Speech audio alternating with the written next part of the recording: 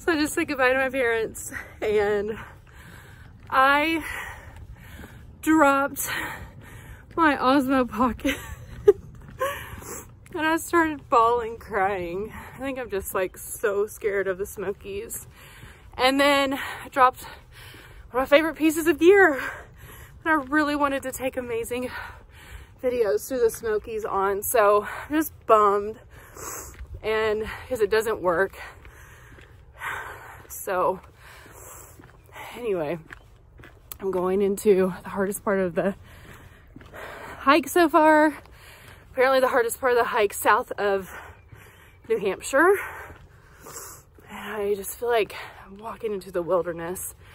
Kind of feel like Christopher McCandless when he's going to Alaska and he says, "I now walk into the wild."